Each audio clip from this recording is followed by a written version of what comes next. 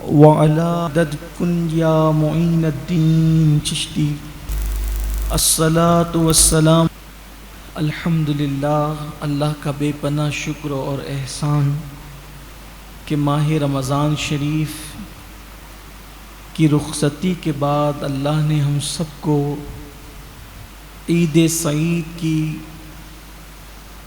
مبارک گھڑیاں اور مبارک ساعتیں نصیب فرمائی، اور آج اللہ کا کتنا بڑا کرم ہے کہ دو عیدیں ایک ساتھ جمع ہو گئی۔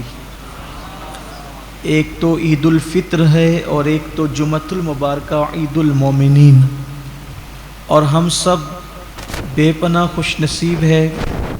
وقت ہمارے پاس مختصر ہے، تو میں یہ چاہتا ہوں کہ آج اس وقت عید کے متعلق کچھ بات آپ کی خدمت میں پیش کروں۔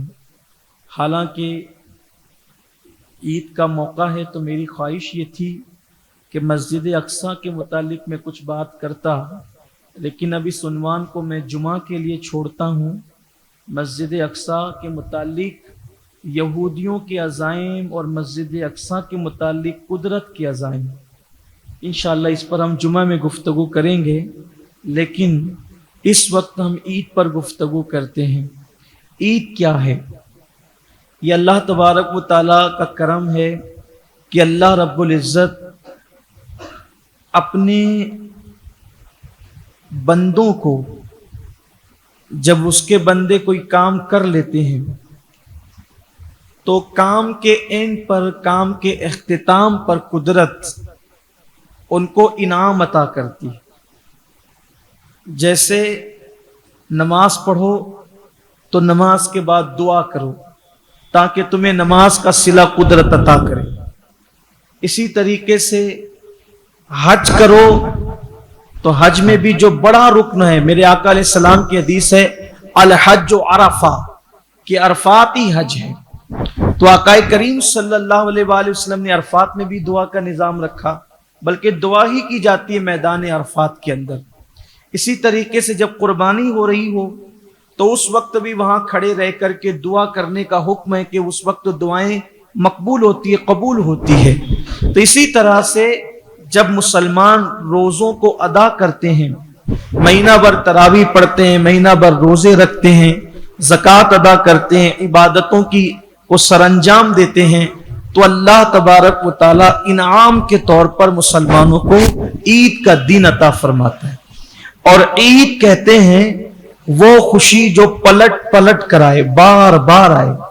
چونکہ یہ پلٹ پلٹ کر آتی ہے، بار بار آتی ہے، ہر سال آتی ہے، اسی لیے اس کو عید کہتے ہیں۔ یہ وہ خوشی ہے جو پلٹ پلٹ کر آ رہی ہے، اور انشاءاللہ قیامت تک یہ پلٹ پلٹ کر آتی رہے گی۔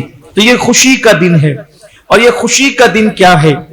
جب عید کا دن آتا ہے تو صبح کے وقت فرشتے مسلمانوں کی گلیوں کے اندر اور محلوں کے اندر اعلان کرتے ہیں، اللہ کے بندو چلو، اللہ تبارک و تعالیٰ تمہیں نعمتیں عطا فرما رہا ہے، اللہ تمہیں نوازنے کے لیے بلا رہا ہے، چلو عبادت گاہوں کی طرف، چلو عید گاہوں کی طرف، چلو نماز کی ادائیگی کی طرف۔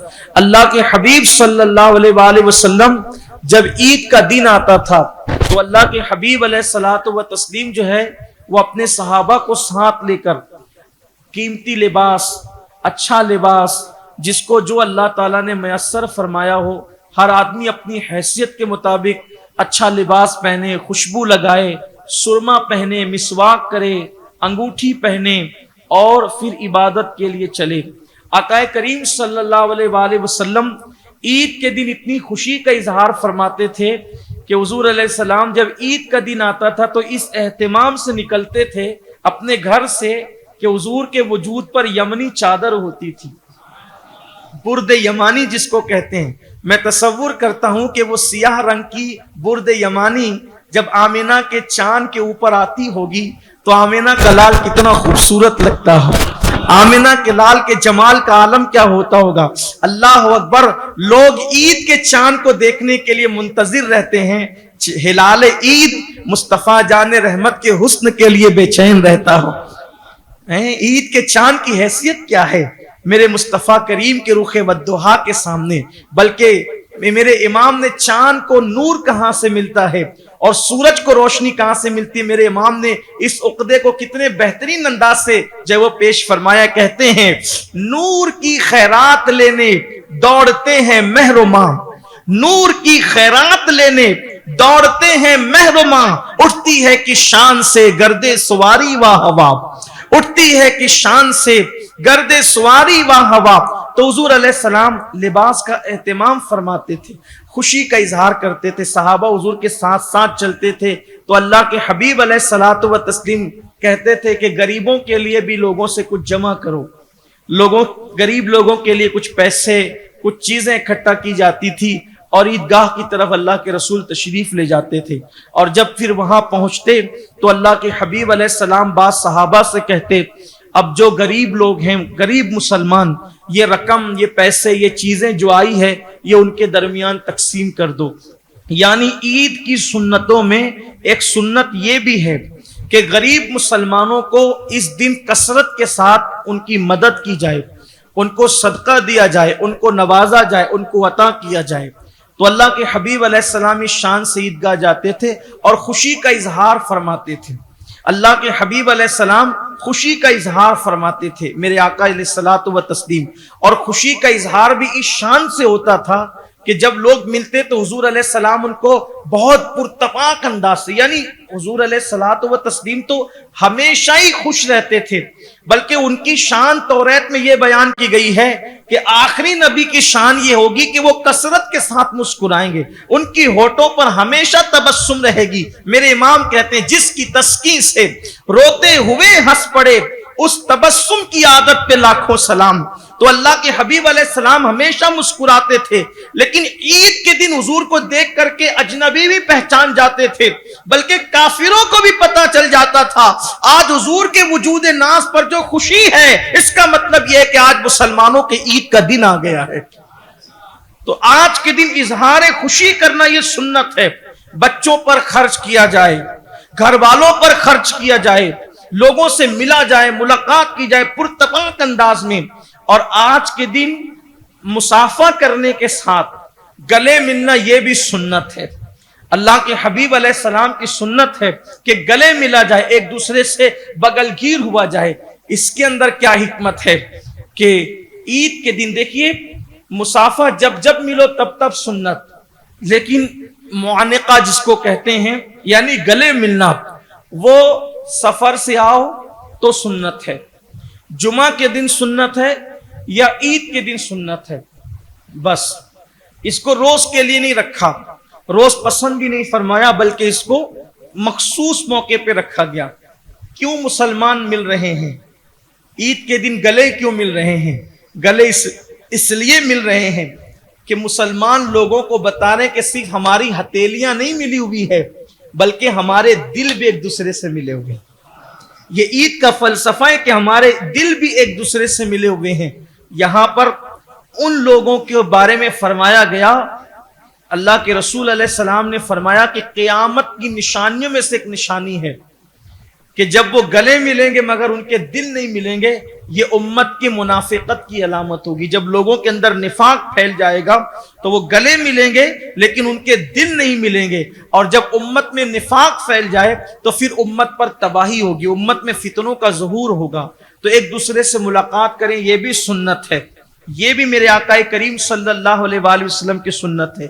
ایک اور بات، عید کے دن اللہ کے حبیب علیہ الصلوۃ والتسلیم فرماتے ہیں کہ جب مسلمان نماز کے لیے جمع ہوتے ہیں تو اللہ تبارک و تعالیٰ فرماتا ہے میرے بندو مانگو، تم جو مانگو گے میں تمہیں عطا کروں گا۔ یہ اعلان ہمیشہ نہیں ہوتا، مخصوص موقع ہیں، شب برات، شب قدر، لیلۃ الجائزہ جو رات گزری نا، یہ جو شب عید ہے اس کا نام ہے لیلۃ الجائزہ، اور یہ رات بھی شب برات اور شب قدر سے کم نہیں ہے۔ لوگوں کو لیلۃ الجائزہ کی اہمیت نہیں پتہ ہے۔ اللہ کے حبیب علیہ السلام فرماتے ہیں جس نے لیلۃ الجائزہ میں یعنی شب عید میں قیام کیا تو اس قیامت کے دن اس کا دل زندہ رہے گا جس دن لوگوں کے دل مر جائیں گے، اور اس رات اللہ تبارک و تعالیٰ نے انعام کی رات قرار دیا، سو وہ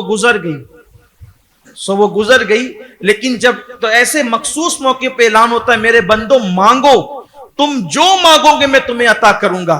तो बंदे जो मांगते अल्लाह तबारक व ताला उनको अता फरमाता है। और जब वो ईद के बाद लौटते हैं तो अल्लाह तबारक व ताला फरिश्तों से कहता है, इससे पहले कि ये अपने घरों को लौटे, ऐलान कर दो कि अल्लाह ने इनके गुनाहों को ऐसे खत्म कर दिया है, इनकी ऐसी बख्शिश और मगफिरत फरमा दी है, जिस दिन ये मां के पेट से पैदा हुए थे तो इनके नामे आमाल में कोई गुनाह नहीं था, और ये ईद की नमाज पढ़ के अब घर जा रहे हैं तो ये गुनाहों से ऐसे पाक हो गए हैं जैसे अभी अपनी मां के पेट से पैदा हुए हैं। इतने पाक होकर के लौटते हैं लोग जब ईद की नमाज से लौटते हैं। तो जब मुसलमान इस शान से लौटते हैं गुनाहों से पाक और साफ होकर, तो शैतान जो महीने भर से जहन्नम में मुक़य्यद था, कैद था, वो आजाद कर दिया जाता है ईद के दिन। तो वो अपने सर पे खाक डालता है, अपने सर पे खाक डालता है। तो उसके जो छोटे छोटे शागिर्द होते हैं, जो और शयातीन, यानी जिससे जो उसकी औलाद, उसकी ज़ुर्रियत, क्योंकि जो शैतान जिसे इब्लीस कहते हैं वो एक ही है, और बाकी जितने शयातीन हैं सब उसकी औलाद हैं। तो अलग अलग उनकी ड्यूटियां मुकर्रर है। कुछ शैतान ऐसे हैं जो मुसलमानों में इफ्तिराक और फितना पैदा करते हैं। कुछ शैतान ऐसे हैं जो मुसलमानों की सफ़ों के अंदर अगर जगह हो तो बीच में घुस जाते हैं। कुछ शैतान ऐसे हैं जो वुज़ू में वसवसे पैदा करते हैं। कुछ शैतान ऐसे हैं जो नमाज में वसवसे पैदा करते हैं। अलग अलग शैतान है, उनकी अलग अलग किस्में हैं। लेकिन जो बड़ा शैतान है, जब भी शैतान कहा जाता है तो वो इब्लीस, जिसको निकाला गया था जन्नत से, वो शैतान। बाकी सब उसकी औलाद, उसकी ज़ुर्रियत है। शैतान के मुतालिक भी है कि उसकी बहुत औलादें हैं, और शैतान को अल्लाह तबारक व ताला ने उसकी शान कैसे पैदा किया। उसकी 2 टांगे हैं, शैतान की 2 टांगे हैं। एक रान में उसके मर्द जैसे आज़ा है और एक रान में उसकी औरत जैसे आज़ा है, और वो अपने ही से जो है वो अमल तौलीद करता है, और फिर उसी से शयातीन पैदा होते हैं। यानी ये शैतान के पैदा होने का एक फलसफा है, उसकी बड़ी तफसील है, लेकिन मैंने इशारा दिया।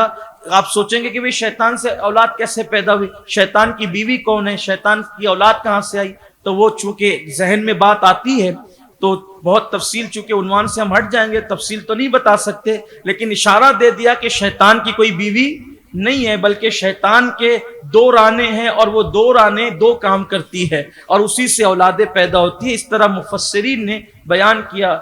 तलबीस इब्लीस अगर आप पढ़ेंगे तो तलबीस इब्लीस आप पढ़ लेंगे तो आपको शैतान के बारे में मुकम्मल मालूमात पता चल जाएगी।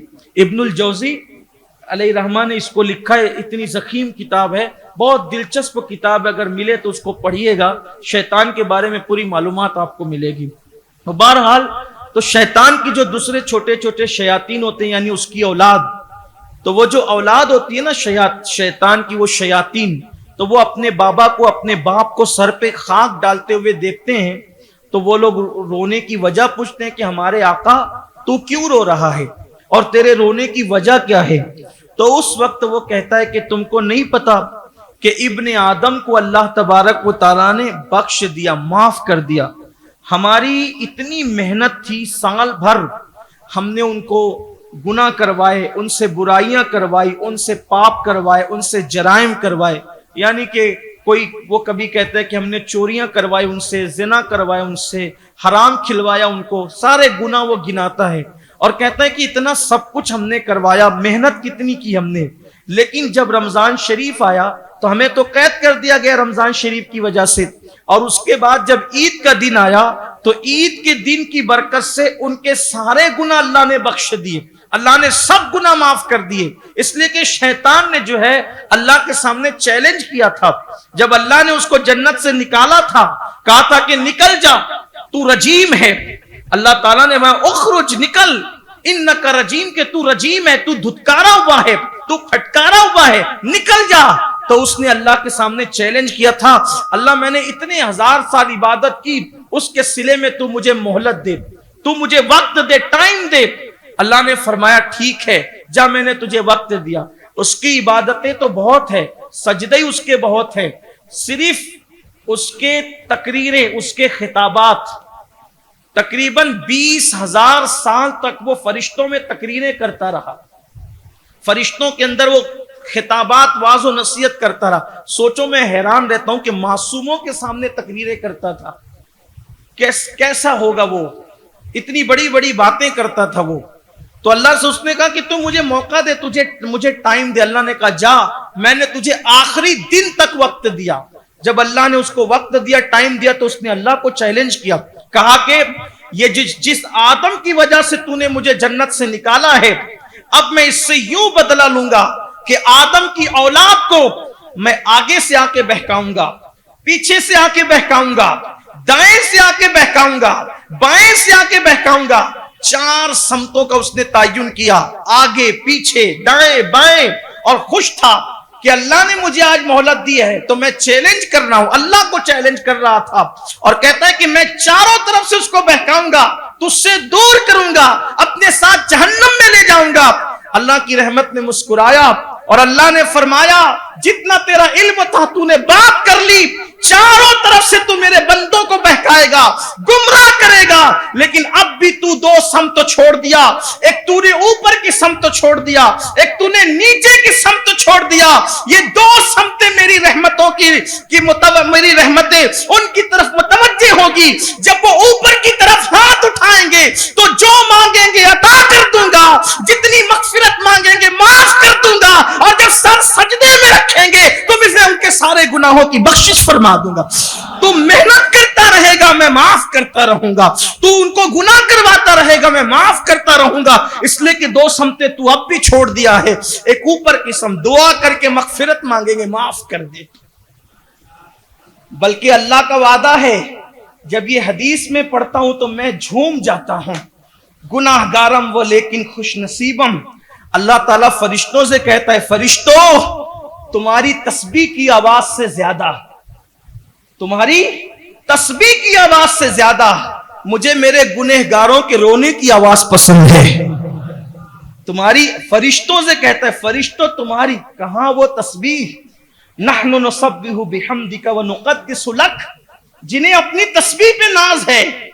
اللہ کہتا ہے تمہاری تسبیح کی آواز سے زیادہ مجھے گنہگاروں کا رونا, ان کے رونے کی آواز پسند ہے. تو فرشتے اسی لیے سال بھر کہتے ہیں, اللہ ہماری تسبیح سے زیادہ جو تجھے مسلمانوں کا رونا پسند ہے, ذرا وہ رونا ہم بھی تو دیکھیں. وہ کیسے روتے ہیں, وہ کیسے روتے, ذرا ہم بھی تو دیکھیں. تو اللہ تعالیٰ سال میں 1 مرتبہ شب قدر میں زمین پہ بھیجتا ہے کہ جاؤ, ہم سے کہا روتے رہو, اور ان کو کہتا ہے جا کے رونا دیکھو, تاکہ عالم و مالا تعلمون کا راز تمہیں سمجھ میں پتہ چلا. تسبیح سے زیادہ گناہوں پہ رونا اللہ کو پسند ہے. تو اللہ تعالیٰ فرماتا ہے کہ جب وہ مجھ سے گڑ گڑائیں گے, روئیں گے, تو میں ان کو عطا کروں گا. اور سر سجدے میں 2 سمتیں ابھی بھی باقی ہے. تو وہ شیطان, جو بڑا شیطان ہے, وہ اپنے بچوں سے کہتا ہے, اپنی ذریت سے کہتا ہے کتنی محنت کی, اللہ نے بخش دیا, معاف کر دیا. تو پھر وہ اس کے ارد گرد جمع ہوتے ہیں, اور جمع ہو کے کہتے ہیں آقا تو پریشان کیوں ہو رہا ہے, ہم ہے نا, اگر اللہ نے معاف کر دیا ہے اب تو ہم آزاد ہیں, جہنم سے ہمیں آزادی مل گئی ہے. اب ہم ان کو عید کے دن اتنا گمراہ کریں گے, عید کے دن ان سے اتنے پاپ کروائیں گے, عید کے دن ان سے اتنے جرائم کروائیں گے. مطلب کیا, اگر میں تصورات میں شیاطین کی بات بیان کروں اپنے الفاظ کے جامع میں, تو کیا کہتے ہیں, عید کا دن آ گیا نا, جمعہ کو عید آئی ہے, جمعہ ہی پڑھنے نہیں دیں گے, جمعہ ہی پڑھنے. دیکھ لیجئے گا بہت سارے میرے ایسے عزیز بھائی ہوں گے جو جمعہ میں نہیں آئیں گے, آج انہیں فرصت نہیں ہوگی, موقع نہیں ہوگا ان کے پاس. یہ بھی ہوگا, اور بورڈوں پہ لکھا ہوگا, اب تو بورڈ کا ٹائم چلا گیا, واٹس ایپ پر آئے گا, بھائی عید کی خوشی میں جمعہ کی نماز پڑھنا نہ بھولیں. تو عید کی خوشی میں جمعہ کی نماز پڑھنا نہ بھولے کا مطلب کیا ہے؟ اگر مسلمان کو جمعہ کے لیے بھی یاد دہانی کروانی پڑے تو پھر مسلمان کیسا؟ پھر کورونا کی تباہیاں نہیں ہوگی کہ جو جمعہ بھی نہ پڑھے, جو جمعہ کی نماز بھی نہ پڑھے, پھر ان پر کورونا کی تباہیاں نہیں ہوگی تو کیا ہوگا؟ پھر ان پر عذاب نہیں آئیں گے تو کیا ہوگا؟ اللہ رحم و کرم فرمائے. تو شیاطین کہتے ہیں مت گھبرا ہمارے آقا, ہم انہیں پھر سے ایسے ایسے گناہ کروائیں گے کہ پھر ہم انہیں جہنم ہی میں لے کر جائیں گے. اور آپ دیکھیے سب کو انتظار ہے عید کی چھٹی کا, پھر عید کی چھٹی میں دیکھیے گا کیا ہوتا ہے. ایسے ایسے گناہ، ایسے ایسے جرائم عید کی چھٹیوں میں. بلکہ ابھی پھر ایسا بھی ہوگا کہ کہیں اگر پانی چھوڑا گیا، ظالم پانی بھی چھوڑتے ہیں، تو پتہ نہیں اتفاق ہے یا سازش ہے، میں نہیں سمجھ پاتا، کیونکہ میں ممبر پہ بیٹھ کے بات کرتا ہوں تو بہت ذمہ داری سے بات کرنی ہوگی، تو شک کی بنیاد پہ ہم کسی کو نشانہ بھی نہیں بنا سکتے.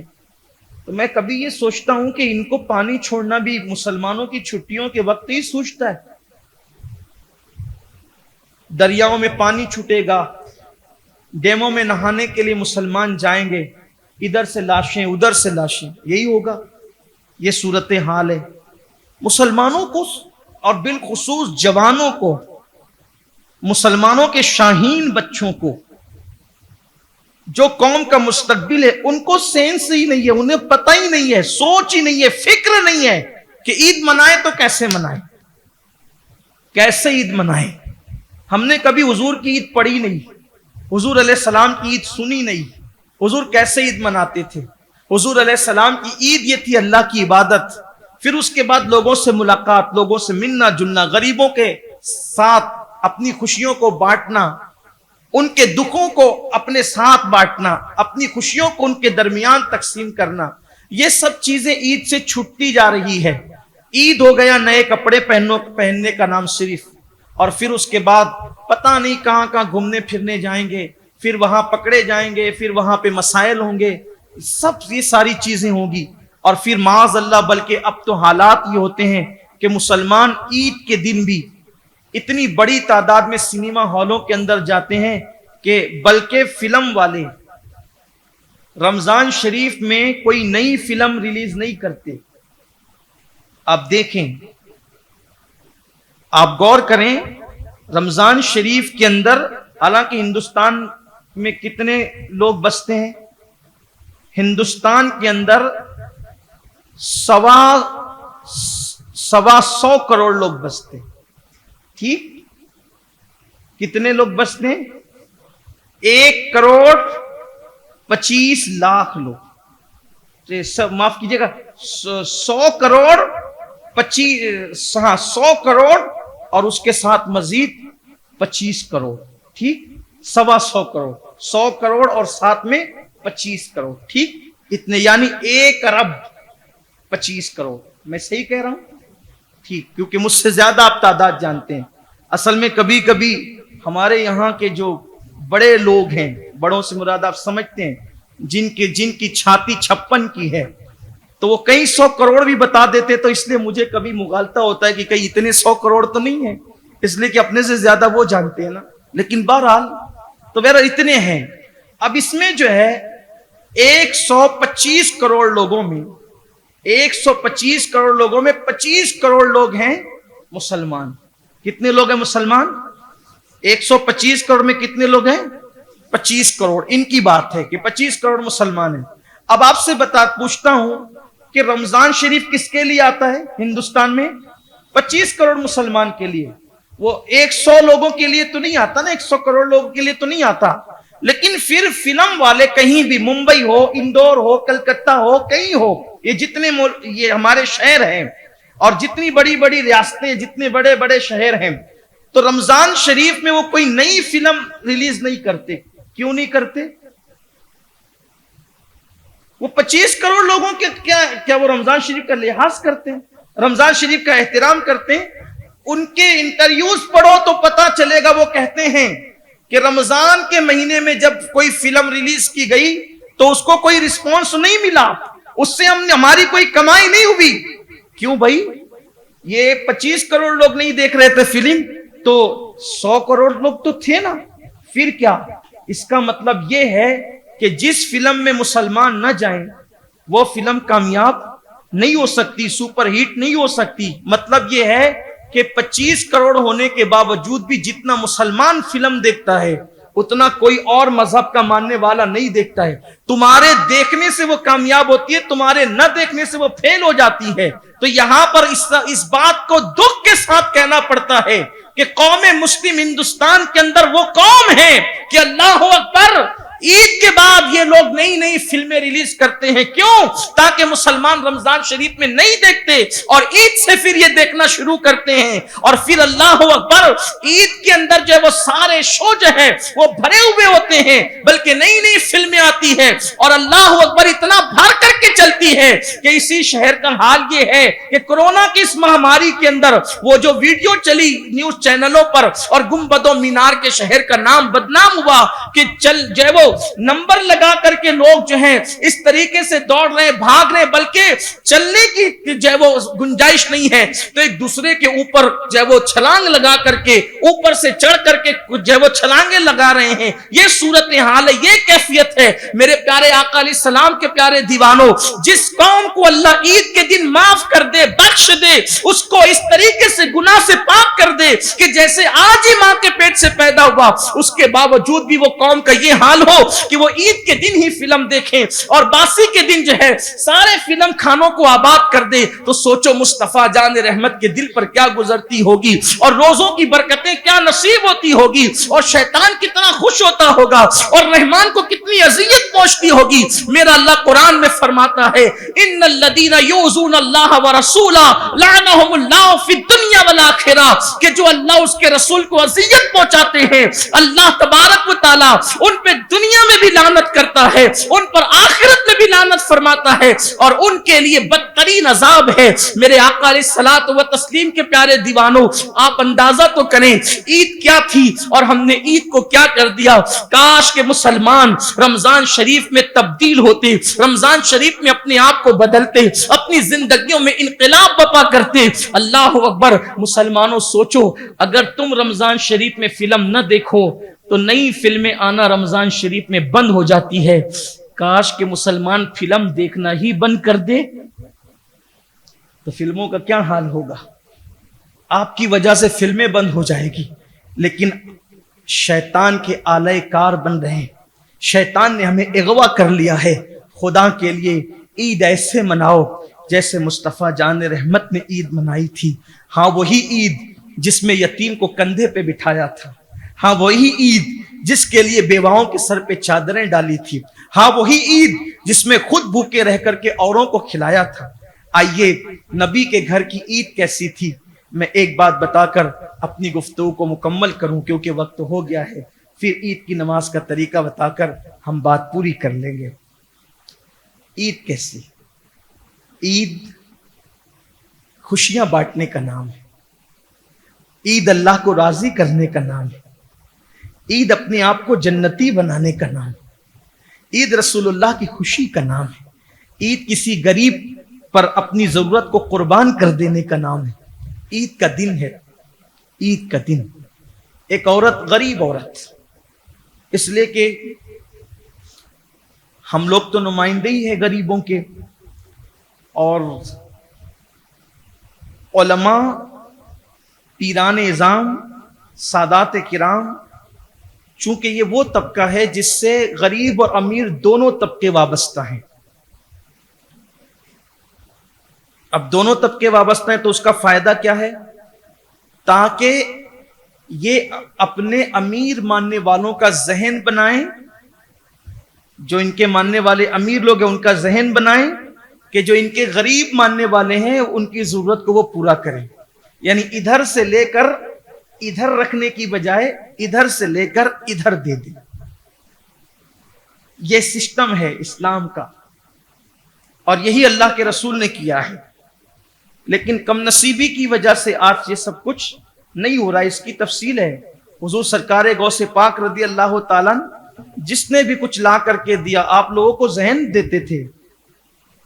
جس وقت صلاح الدین ایوبی بیت المقدس فتح کرنے کے لیے نکلے، صلاح الدین ایوبی، اس وقت صلاح الدین ایوبی کی فوج کے اندر 22,000 علماء تھے جو ان کے پیچھے پیچھے جہاد کے لیے جا رہے تھے.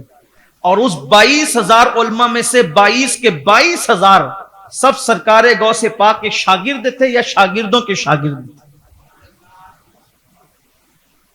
آج لوگ کہتے ہیں یار ہم اولیاء کے ماننے والے، ہم صوفیاء کے ماننے، ہم اولیاء کے ماننے والے، تو کیا صرف تسبیح پڑھنا اولیاء کا طریقہ ہے؟ کیا اولیاء اللہ کا طریقہ صرف جو ہے وہ سر پہ پگڑیاں رکھنا ہے، خانقاہوں کے اندر دبک کر بیٹھنا، یہی اولیاء اللہ کا طریقہ ہے؟ خانقاہیں دبک کر بیٹھنے کا نام نہیں ہے. اقبال نے کہا تھا نکل کر خانقاہوں سے ادا کر رسم شبیری. رسم شبیری ادا کرنے کا نام اصل خانقاہیت ہے. کسی نے کہا تھا، شاید اقبال ہی نے کہا تھا کہ سجدے میں گرے ناداں جب وقت قیام آیا. ہر وقت سجدہ کرنا عبادت نہیں ہے، کبھی کبھی سجدہ کرنا بھی ناجائز ہے. کبھی کبھی سجدہ کرنا بھی ناجائز ہے. او سجدے والو، ذرا وقت قیام کا بھی تو خیال کرو. چند لاکھ یہودی پوری امت کی ناک میں دم کر رہے ہیں، کسی کو کچھ پڑی نہیں ہے. ہم کب اکٹھے ہوں گے؟ مسلم امت کب اکٹھا ہوگی؟ صحابہ اور اہل بیت کے عقائد پر امت کو متحد ہونے کی ضرورت ہے. میرے مولانا کا یہ عقیدہ اور میرے مولانا کا عقیدہ، مولانا کے عقیدے کی بات نہ کر، عقیدہ اصحاب صفہ کی بات کر، اہل بیت اور صحابہ کے عقیدے کی بات کر، اور امت کو وَاعْتَصِمُوا بِحَبْلِ اللَّهِ جمیعہ کی رسی میں پرو دیا جائے، وَلَا تَفَرَّقُوا پر عمل کیا جائے. اس لیے کہ امت کو ہر دور میں اس کی ضرورت تھی اور اس وقت زیادہ اس کی ضرورت ہے. وہی عقیدہ ہو، وہی نظریہ ہو جو عقیدہ صدیق اکبر کا تھا، جو فاروق اعظم کا تھا، جو عثمان غنی کا تھا، جو مولا علی کا تھا. صدیق اکبر یمامہ کی جنگ میں اپنے جو وہ ساتھیوں کو، سپاہیوں کو بھیجتے ہیں تو لوگ کہتے ہیں کہ کوڈ ورڈ کیا مقرر کیا جائے، اپنوں کی پہچان کا کون سا جملہ مقرر کیا جائے. تو صدیق اکبر کہتے ہیں کہ یا رسول اللہ مدد کا نعرہ جب تمہارے ساتھ کوئی لگائے سمجھ جاؤ کہ یہ مسلمان ہے، اور جو یا رسول اللہ مدد کا منکر ہو سمجھ جاؤ کہ یہ مسلمہ کذاب کا آدمی ہے. اس عقیدے کی ضرورت ہے. آپ کہیں گے ہم نے تو کوئی دوسرا نعرہ سنا. ہم نے کہا دوسرا نعرہ نہیں سنا، یہ اس نعرے کا ترجمہ ہے. اس لیے کہ وہ نعرہ تھا یا محمدہ، یا محمدہ. اس کو گرامر میں اگر آپ ترجمہ کریں گے تو یا حرف ندا، محمد منادا، اور منادا پر جب مد آ جائے تو وہ مدد کا فائدہ دیتا ہے. تو اس کا معنی یہ ہوتا ہے اے محمد ہماری مدد کیجیے. پتا چلا یہ صدیق اکبر کا عقیدہ تھا کہ حضور قبر میں رہ کر بھی جب تک امت کی مدد نہ کریں اس وقت تک امت کوئی جنگ جیت ہی نہیں سکتی. جب تک حضور کی مدد نہ ہو امت کوئی جنگ نہیں جیت سکتی. جب حضور سے مدد مانگنے شرک ہو گیا تو پھر امت جنگ کہاں جیتے گی؟ جنگ جیتنا تو بہت دور کی بات ہے، زندگی کا میدان نہیں جیت سکتے حضور کی مدد کے بغیر. حضور کی مدد ضروری ہے. اسی لیے تو کسی نے عرض کیا تھا اے خاص ہے خاصان رسول وقت دعا ہے، امت پہ تیری آ کے عجب وقت پڑا ہے. وہ دی جو بڑی شان سے نکلا تھا وطن سے، پردیس میں وہ آج غریب الغربا ہیں. اور آپ کو بتاؤں، لوگ کہتے ہیں کربلا کی جنگ جیت لی گئی، کربلا کی جنگ جیت لی گئی. میں کہتا ہوں جو جنگ بھی جیتی گئی ہے ہر جنگ کے پیچھے رسول اللہ کی مدد ہے. یمامہ کی جنگ یا محمدہ، دیکھا آپ نے یہاں بھی یا کا نعرہ لگ رہا ہے. کربلا کی جنگ امام زین العابدین کو جب رسیوں سے باندھا جا رہا تھا تو امام زین العابدین وہاں بھی وہی صدیق اکبر والا نعرہ لگا رہے تھے، ادرکنی زین العابدین یا رحمت للعالمین. جانتے تھے کہ جو بھی جنگ جیتی جائے گی محمد الرسول اللہ کی مدد سے جیتی ہے. اور آج بھی ضرورت ہے اس امت کو، اس امت مولانا کے عقیدے کی بات کرنے کی بجائے مولا علی کے عقیدے کی بات کرے، مولا صدیق کے عقیدے کی بات کرے، مولا عمر کے عقیدے کی بات کرے، مولا عثمان کے عقیدے کی بات. یہاں مولا بمانا آقا کہہ رہا ہوں، یہاں من کنتو والا مولا نہیں کہہ رہا. اس لیے کہ مولا کے بھی کئی معنی ہے.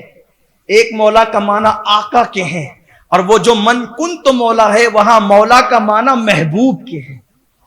دونوں میں فرق ہے.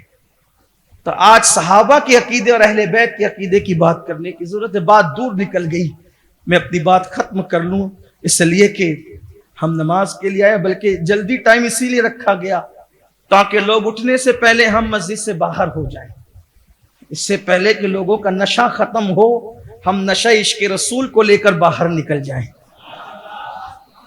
جلدی نکل جانا ہے ہمیں۔ سیدہ طیبہ طاہرہ خاتون جنت سیدہ فاطمۃ الزہرا کے گھر عید کے دن ایک غریب خاتون آئی، غریب عورت۔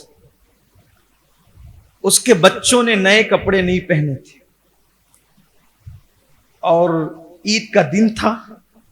حسنین کریمین ننھے سے تھے، ننھے سے مراد 3-4 سال کی عمر تھی، اور عید کی نماز ہو چکی تھی، خوشیاں بٹ رہی تھی، شہزادے سو رہے تھے، دونوں شہزادے سو رہے تھے، اور ایسے میں غریب خاتون اسی عمر کے بچوں کو لے کر آتی ہے۔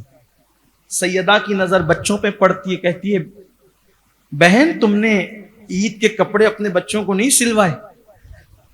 کہا کہ ہماری غربت نے ہمیں اجازت نہیں دی سلوانے کی، ہمارے پاس اتنے پیسے نہیں کہ ہم کپڑے سلوا سکیں۔ تو کافر اس لیے میں نے سوچا کہ آپ کے گھر آ جاؤں، آپ کے شہزادوں کے تو نئے کپڑے بنے ہی ہوں گے، کیونکہ ان کا نانا تو مالک جنت اور مالک کونین ہے، تو بنی گئے ہوں گے، اور بنتے ہی تھے، بلکہ ایک مرتبہ نہیں بنے، ایک مرتبہ نہیں بنے۔ تو شہزادوں نے رات کو رویا، کہا نانا کپڑے۔ سرکار نے فرمایا کہ تمہارے بابا سے کہو، تمہارے بابا سے کہو۔ بابا سے کہا تو کہا تمہاری امی سے کہو، امی سے کہا تو کہا نانا سے کہو۔ تو کہا نانا کو کہہ چکے، نانا نے بابا کی طرف بھیجا، بابا نے آپ کی طرف بھیجا۔ سر سجدے میں رکھا، سیدہ نے کہا مولا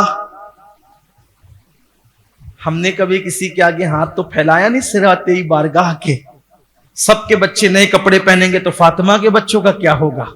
سر سجدے سے نہیں اٹھا تھا کہ دروازے پہ دستک ہوئی۔ فضا نے پوچھا کون؟ کہا کہ حسنین کا درزی آیا ہے۔ درزی مطلب ٹیلر، حسنین کا درزی آیا ہے۔ کہا کیا مطلب؟ کہا یہ کپڑے لایا ہوں، بی بی کو دے دینا۔ فضا نے کپڑے وصول کیے، بی بی نے آواز سنی، سیدہ نے سر سجدے سے اٹھایا، کہا درزی تو اس وقت لا کے دیتا ہے جب پہلے کپڑے جمع کرائے، یہ کون سا درزی ہے جو بغیر کپڑے جمع کروائے ہوئے کپڑے لا کر کے دیتا ہے؟ ابھی یہ گفتگو ہو ہی رہی تھی، حضور آئے، بی بی کیا بات ہے؟ اس کی آقا کوئی حسنین کا درزی کپڑے دے گیا ہے۔ سرکار نے مسکرائے، کہا جانتی ہے وہ کون ہے؟ بابا آپ جانے، آپ کا رب جانے۔ کا وہ کوئی معمولی درزی نہیں ہے جو مدینے میں رہتا ہو، وہ معمولی درزی نہیں ہے، بلکہ وہ تو آسمانوں میں رہتا ہے جو آج حسنین کا درزی بن کر جنت کا لباس لے کر آئے۔ کپڑے دیے تو شہزادوں نے کہا یہ کلر نہیں چاہیے ہمیں، دوسرا کلر چاہیے۔ آئے لباس جنت کے، کا کلر دوسرا چاہیے۔ حضور نے پانی منگایا، پانی میں دونوں لباس ڈالے، کہا تمہیں کیا چاہیے؟ حسن پاک نے کہا مجھے ہرا چاہیے، حسین پاک نے کہا مجھے لال چاہیے۔ پانی میں سے نکالا تو جو حسن کے لیے تھا وہ ہرا تھا، اور جو حسین کے لیے تھا وہ سرخ تھا۔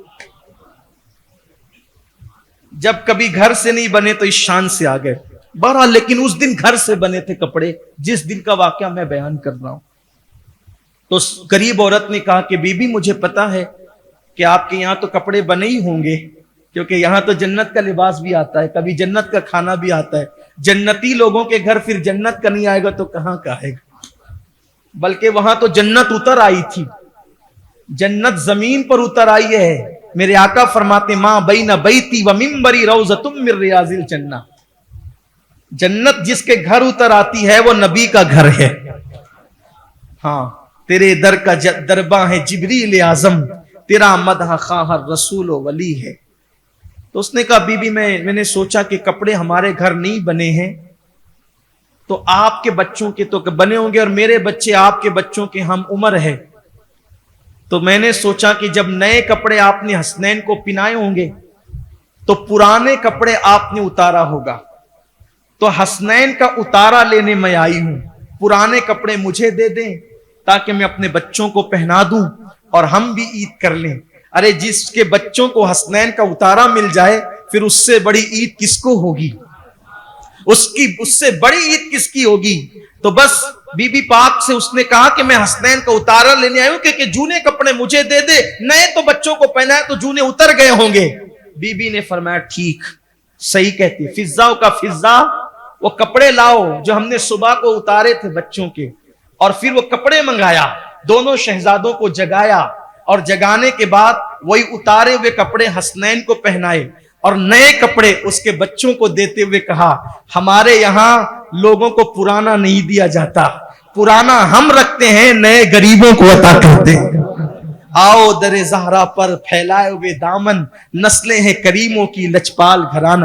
یہ عید ہے، عید اسے کہتے، یہ رسول اللہ کے گھر کی عید ہے۔ اگر ہم ایسی عید کرتے ہیں تو مبارک ہو، اور اگر ایسی عید ہم نہیں کرتے تو پھر نئے کپڑے آپ پہنتے رہیں، پھر قیامت میں پتہ چلے گا کہ عید کس چیز کا نام ہے۔ اللہ ہمیں غریبوں کا خیال کرنے کی توفیق عطا فرمائے، اللہ ہمیں مفلسوں کا خیال کرنے کی توفیق عطا فرمائے، اپنی ضرورت کو دوسروں کی ضرورت پہ قربان کرنے کی اللہ توفیق عطا فرمائے۔